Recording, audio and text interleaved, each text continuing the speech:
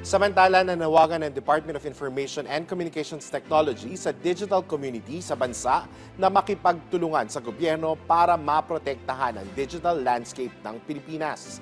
Sa talumpati ni DICT Secretary Henry Aguda sa RootCon Conference sa Clark, Pampanga, sinabi ng kalihim na hindi na dapat maulit ang karahasan na nangyari noong protesta laban sa katiwalian.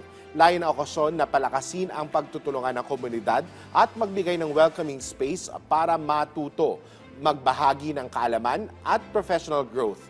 Giit pa ng kalihim, dapat ay ginagamit ang kasanayan para magbigay proteksyon at hindi manira kaugnay nito. Inanunsyo ni Secretary Aguda ang paglikha ng Philippine Cyber Security Private Sector Advisory Council kung saan mapapagtibay nito ang boses ng pribadong sektor at hacker community sa paglinang ng cyber defense ng bansa na magsisigurong mapapakinggan ang kanilang boses sa mga desisyon at polisiya ng pamahalaan sa larangan ng cybersecurity.